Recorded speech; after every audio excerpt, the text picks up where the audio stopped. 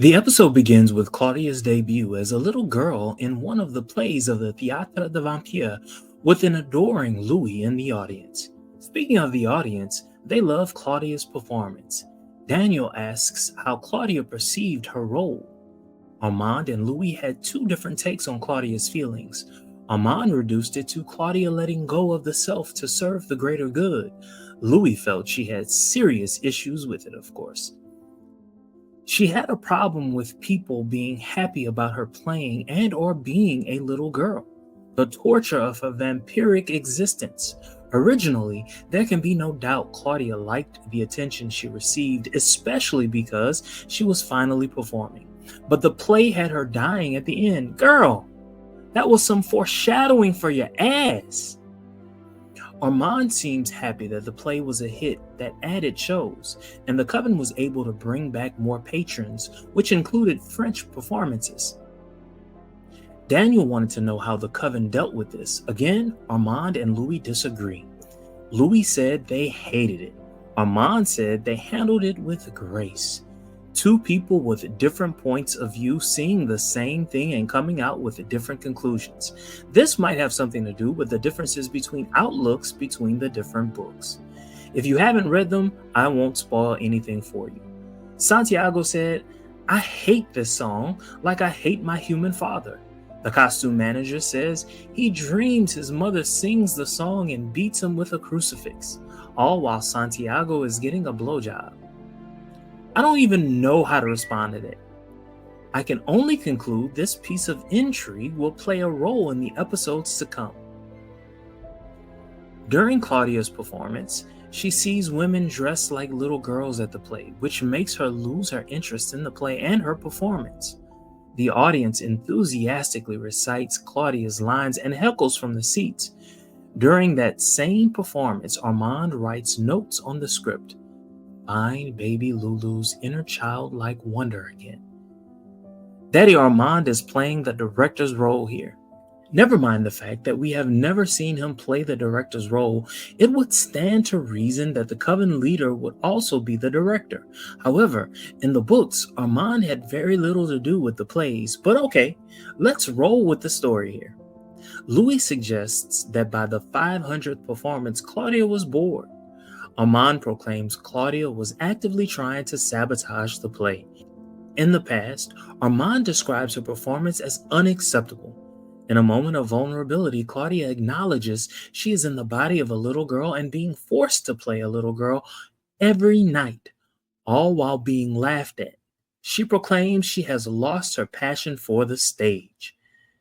As was mentioned before, it makes perfect sense that she would feel this way. Why would Armand then say Claudia was just a soldier following orders? But back to the past, Armand uses Sam to showcase that though Sam wrote the play, he still goes around cleaning up the place, and that every vampire has a role to play. To help Claudia rediscover her passion, Armand makes her keep her costume on during sleep rehearsals and hunting. Side note, her cleaning bill had to be astronomical. Louis doesn't care for that as he peers from the pages of a book. The cast didn't particularly care for how Armand handled it either. You can visibly see their looks shift as if they are disappointed and probably even disagreed. But Armand is the leader and most powerful of them all. To publicly disagree with him could amount to death. However, Santiago came to her defense, countering that the audience sang along in full voices, to which the entire Coven registered as a challenge to Armand's authority. Armand's response was simply, "What humans think of is of no concern to the theater." He then ridiculed Santiago further by saying that vampire standards are what mattered, and that if vampire standards were adhered to, then during Santiago's performances, there would be standing room only. Wow, what a sucker punch. Santiago, now upset, points out that what Claudia is feeling has actually happened throughout the Coven. Another female vampire insists Armand had noticed because he hasn't been spending much time at the Théâtre de Vampire since over a year and a half ago when Louis was not made to join the Coven. This discussion of time is important. It has now been a year and a half that Louis and Armand have been together. That is more than enough time for two people who see each other regularly and exclusively to have fallen in love. But a now angered Louis interjects by saying, "Say my name, bitch." Vampires have an issue with Louis playing human. They insinuate that these humans will soon figure out he is not human.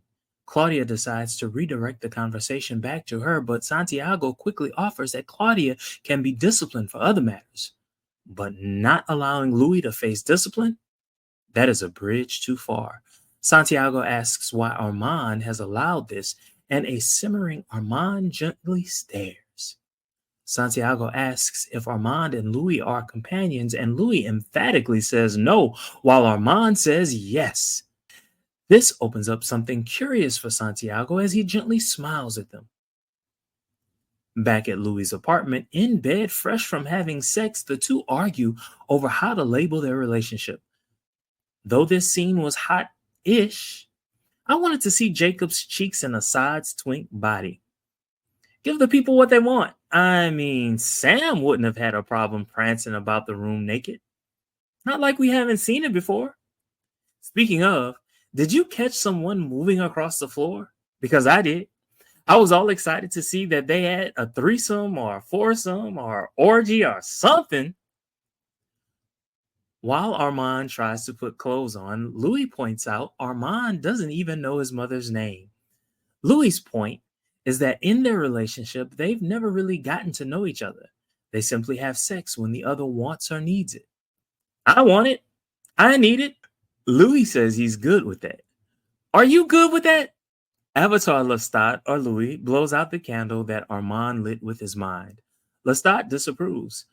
Armand points out that Louis has slighted the coven by barely joining them for hunts, by reading books during performances, not playing with his friends. Louis says he's seen those plays hundreds of times. Armand retorts that he keeps Louis' secret. There's a palpable silence between them. Avatar Lestat wants to know what the secret is. Then he realizes he's the secret. Then quickly realizes how hot the room gets when they talk about the secret. Now, one could argue Lestat is saying they both have feelings for him. Or another view is that their anger regarding those facts is what gets them heated. The viewer believes they are both still in love with Lestat. In anger, Louis lit the candle. Armand is pleased with the progress, but Louis says it only happens when he's pissed. One must wonder whether the key to Louis' powers rely upon his feelings of anger, which is why he finds it so difficult to use his powers otherwise. Armand says it helps him to find the vulnerability within an object in order to use the object. Louis asks in a more placid manner if Armand wants him to come around more and agrees to do so. Louis says, with a foot shoved against Armand's arm, "I love you." Lestat looks on as if amused by this exchange. Armand kisses Louis and tells him, "I love you." Lestat howls with laughter at such a suggestion. What's important here is that Avatar Lestat is a manifestation of Louis. Avatar Lestat laughing is confirmation that Louis knows neither loves the other. When Armand leaves, Louis begins arguing with Avatar Lestat, saying, "You promised you wouldn't talk." Avatar Lestat mocks them by saying, "I love you," rather tauntingly. Daniel asks Louis whether he is schizo. I mean, he does have the blood of Lestat, Akasha, and Magnus running through him. He certainly has World War III going through his blood. Louis totally dismisses the concept on account of the fact he's a vampire. Obviously, he's saying all vampires are schizo. He was my biographer, my therapist, my murderer. This statement seems to suggest Daniel has gained this out. He seems to know that by releasing this memoir, it will mean the end of Louis. And by extension, it likely means the end of his life. Or does Daniel have other plans? Louis asked whether Daniel would like to know what it felt like to have Lestat around. He says he could feel the movement of air. As Louis talks, Armand seems to shift uncomfortably in his chair. Louis continues that he could feel Lestat's breath on his neck.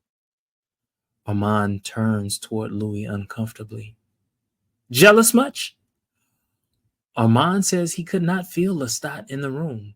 He also seems to suggest this is the first time he has heard Louis describe Lestat to him in such a way. Daniel chucks it up to the vampire bond. Louis, rather ruefully, says he was severing one bond to begin another.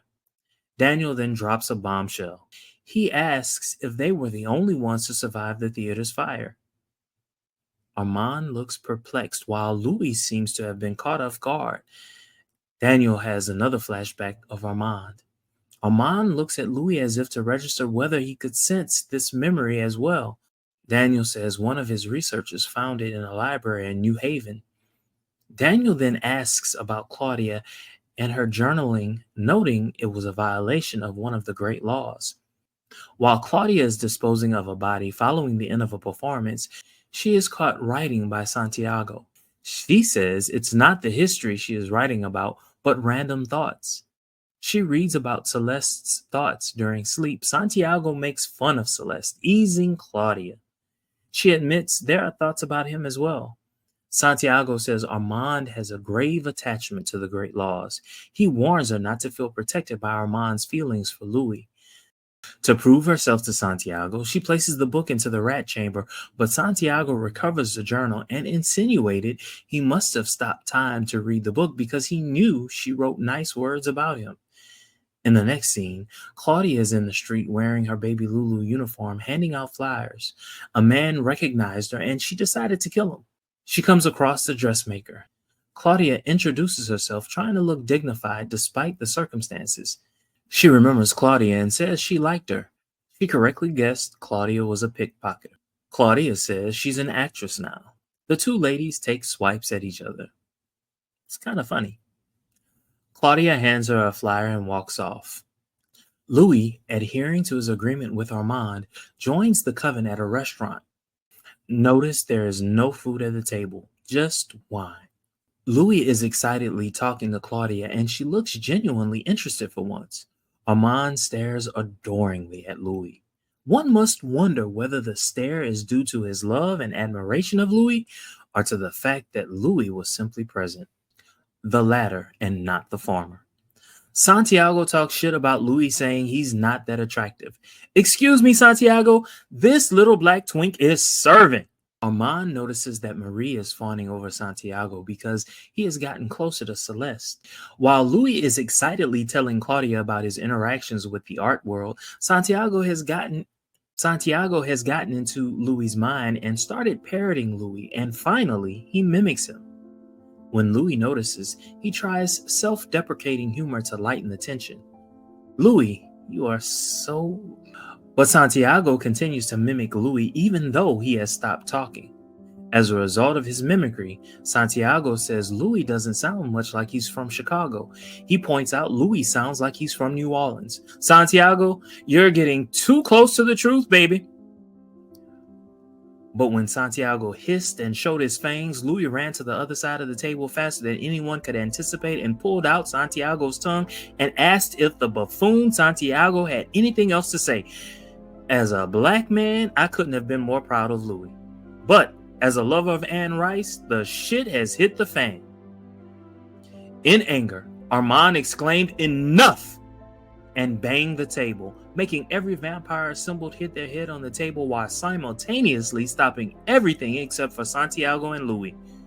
So here we go.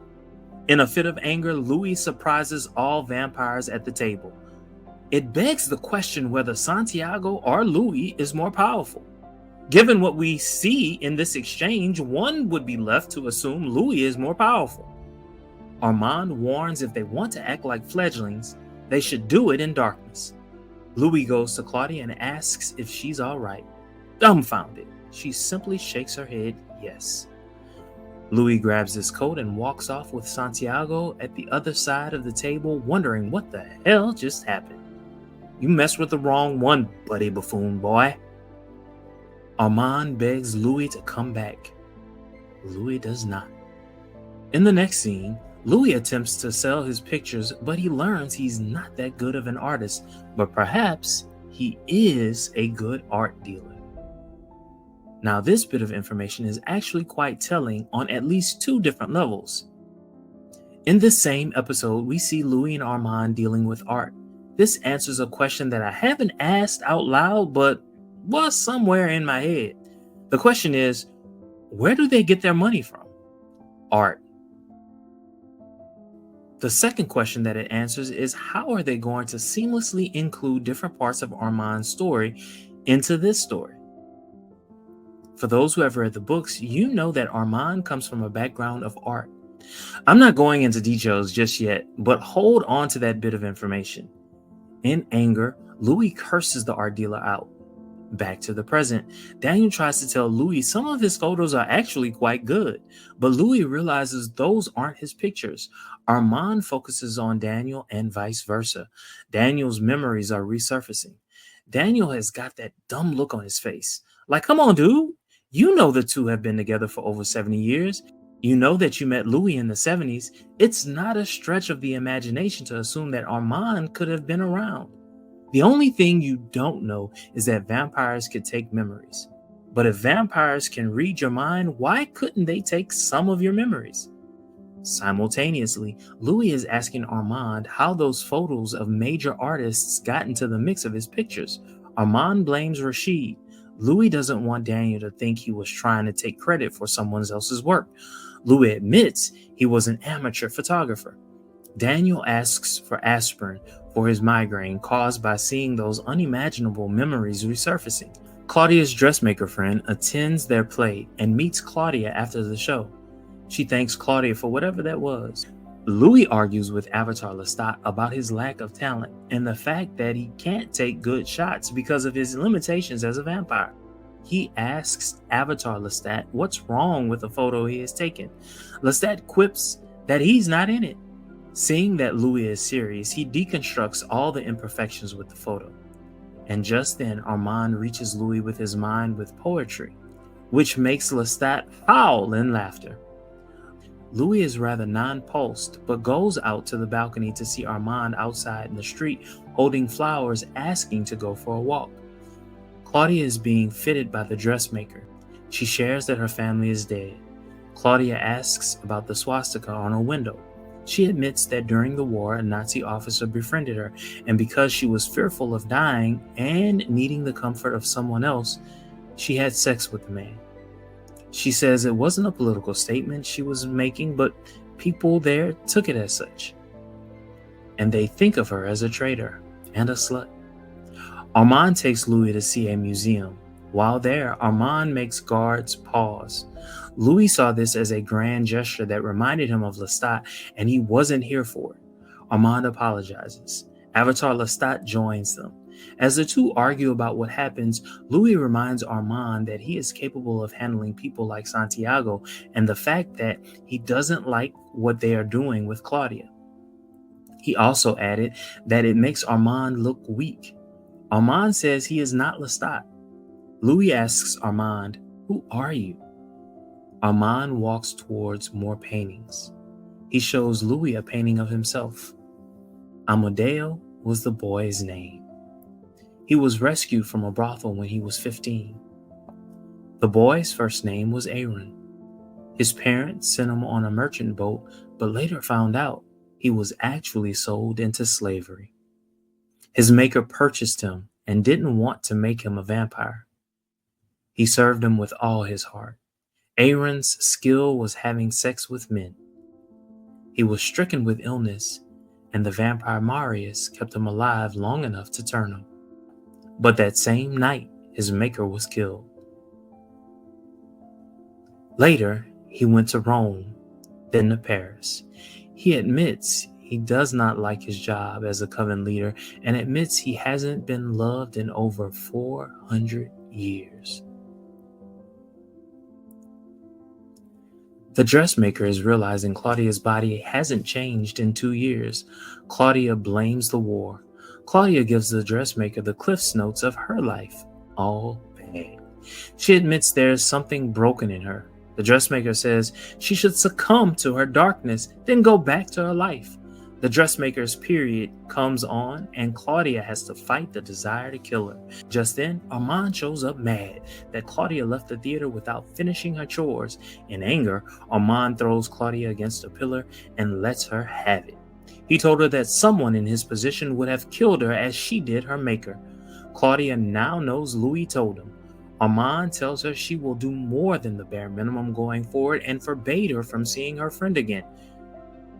Armand could sense Santiago and roughed him up as well. Okay, y'all, Armand's nuts have dropped and they are huge. Louis begins to burn his photos as Lestat tells him that it's okay to not be good at something, including his love affair with Armand. Just then, Claudia rushes in, ready to fight with Louis. Louis tells her Armand knew the whole time by reading their minds. Claudia guessed aloud that Louis just colored it in for him with the details. He says he never told her because, for the first time, she's happy. She asks, "What about me and you? You and me and you?" She says Armand just threatened her life. Louis says that doesn't sound like him. She says she forgot that love makes him stupid. "Let me guess," she says. "He's your companion now." Angry, she says he picked another one over her. Louis yells back, "You picked the coven and left me." He burns the picture of Armand. Lestat says, "The wilderness that is our daughter." Louis turns around and stops the picture from burning, then asks Avatar Lestat to go for a walk. So right now, Claudia, girl, go sit down and take a chill pill. You put yourself into this situation, and like a brat, you want to blame others for your own poor decisions? Not here. Once Louis leaves, Santiago, Celeste, and another vampire enter their apartment. In the rainy park, Louis asks Avatar Lestat to sit down. Avatar Lestat realizes Louis summoned Armand. Avatar Lestat reasons that Louis is going to break it off with Armand. That might have been the right move for Louis, you know? But that's just my opinion. Avatar Lestat tells Louis that he agrees with his decision. He says their relationship was always doomed, though he was happy he tried. Lestat realizes what's really happening. Avatar Lestat asks why Louis had him wearing that suit. Louis said that was his favorite suit of Lestat's. Avatar Lestat says he didn't know that. Louis lowers the umbrella, allowing the rain to fall on Avatar Lestat, which makes him slowly fade away. Avatar Lestat admits that he had Louis' initials engraved on the inside of his suit over his heart to signify the love he had for Louis. As if giving the two time, Armand waited to come closer. Louis admits he felt Armand's panic. Armand tells Louis the coven is revolting. Louis reminded Armand he is the only one not doing what he wants. Louis already knows Santiago wants him dead, but before Armand could tell him that, Louis counters that Santiago wants Armand's job. Armand suggests that Louis should leave. Louis refuses and says he will stay with Armand in Paris. He tells Armand that he used to be real good at running things. Louis suggests that Armand should allow Santiago to be the coven leader, and he refuses. Armand seems to have some attachment to the position of coven leader. That, or there is something truly distressing about the idea of having Santiago leading the coven. Louis posits that Santiago will fail in the role of heir apparent, and everyone will understand then that Santiago is no leader. At that point, Armand can decide if he wants the position back. Armand says he wants Louis more than anything in the world. Louis asks if Aaron is sure about that. Seeing the use of his name, Armand says, "Yes, maître." Louis takes a long drag on the cigarette. Ooh, baby, this entire scene was electric. Louis has decided to shed his thoughts of Lestat and hitch his tent with Armand. Armand is willing to take the back seat to Louis. They seem to both be willing to use the other to find a spot. They are both more willing to serve.